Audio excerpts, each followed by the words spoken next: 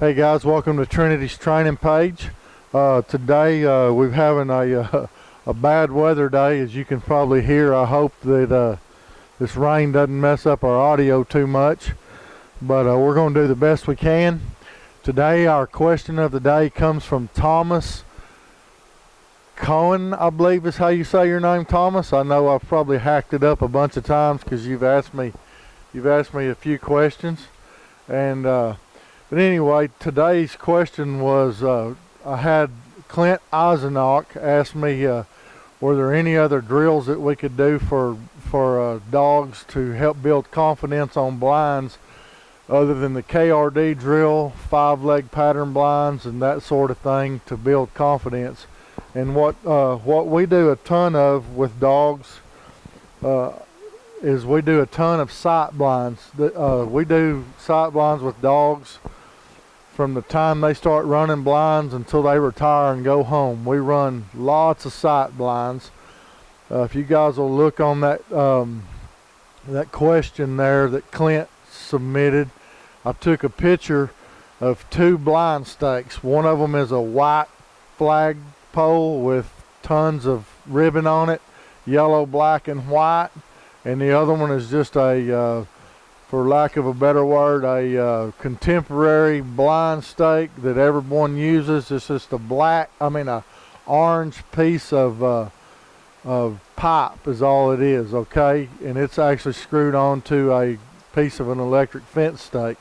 Okay, that's what people typically use in this part of the country for a blind stake, but I've spent a good time with Lyle Steinman up at Castile Creek Kennels this summer, and started running a lot of sight blinds to these white stakes, and seen my dog's ability to line blinds increase tremendously.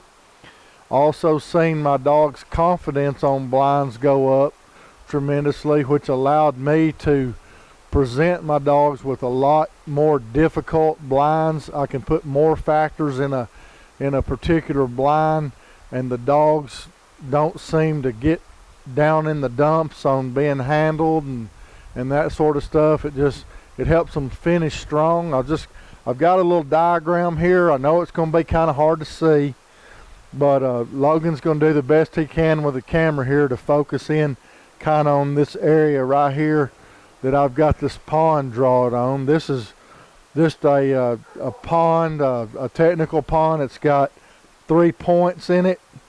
It's got 2 straight points and then 1 hook point. And 2 or 3 coves and a little island. And I've kind of drawn up what a typical setup on this pond would be. This would be north right here. And as usual, somebody's calling me there on the phone. Leave it going, Logan. I'll just catch up with him later. It's Charles Cates with Texas Flyaway Retrievers. But anyway, this would be north, so we would have a northeast wind on this piece of water. Okay, our typical setup here that we would do on a daily training setup would be I'd like to have 4 marks on this pond and run 3 blinds. Okay. We got mark 1 here would be thrown onto the end of this point. Then mark 2 would be thrown on the edge of this island. And mark 3 would be a cheating single here. Would be thrown to the corner of the pond and give the dogs an opportunity to cheat the water. Very, very cheaty mark here. But it would also be black and white. You're supposed to get wet. You're going toward the water. Then mark 4 would be a cheating single also, but it would be a little less cheaty to see what we got out of the dog over here, because I guarantee you'll get a correction over here, and then you want to give them a little more opportunity to do right over here to finish up your marks without so much of a correction. Once I got all these marks ran as singles and got them ran the way I wanted them to be run, then I would come in here and I would run this blind here first, the dashed line. It'd be a 175 yard land water combination.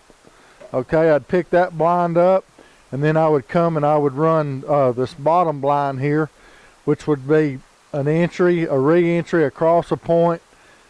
And once again, you got a cheating area back here on the back side of the water, as well as here again. So you got a couple of opportunities for corrections there that are away from the ends of the points.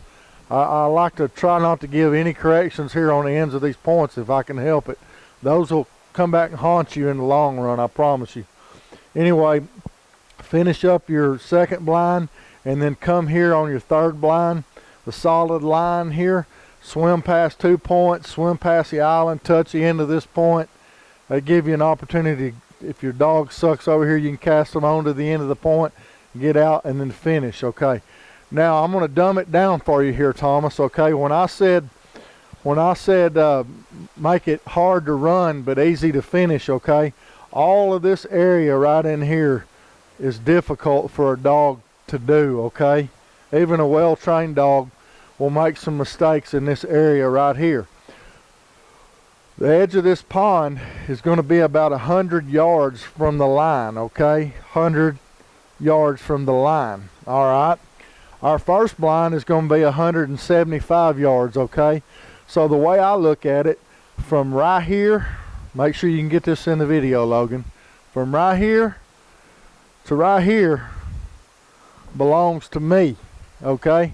That's my part of the blind, all right?